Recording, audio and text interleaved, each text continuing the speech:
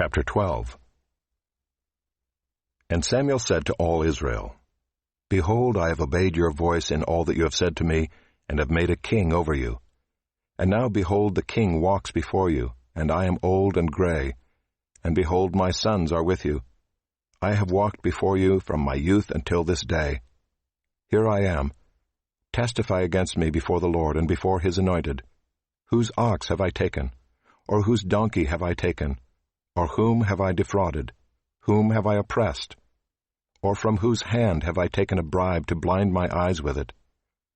Testify against me, and I will restore it to you.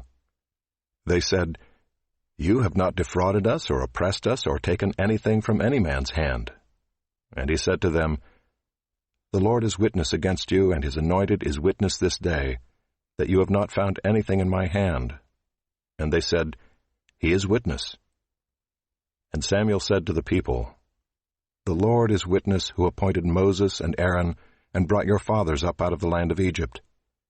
Now therefore stand still, that I may plead with you before the Lord concerning all the righteous deeds of the Lord that he performed for you and for your fathers. When Jacob went into Egypt and the Egyptians oppressed them, then your fathers cried out to the Lord, and the Lord sent Moses and Aaron, who brought your fathers out of Egypt, and made them dwell in this place. But they forgot the Lord their God, and he sold them into the hand of Sisera, commander of the army of Hazor, and into the hand of the Philistines, and into the hand of the king of Moab. And they fought against them. And they cried out to the Lord and said, We have sinned because we have forsaken the Lord and have served the Baals and the Ashtaroth. But now deliver us out of the hand of our enemies, that we may serve you.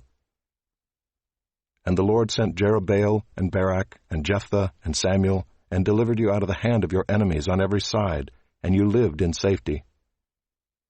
And when you saw that Nahash the king of the Ammonites came against you, you said to me, No, but a king shall reign over us, when the Lord your God was king.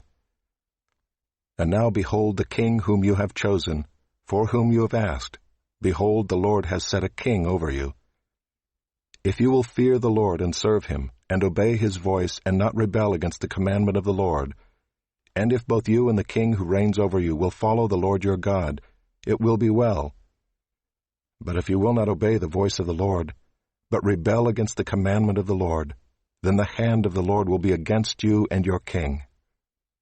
Now therefore stand still, and see this great thing that the Lord will do before your eyes. Is it not wheat harvest today?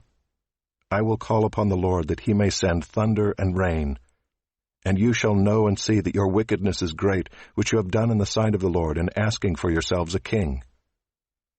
So Samuel called upon the Lord, and the Lord sent thunder and rain that day, and all the people greatly feared the Lord and Samuel.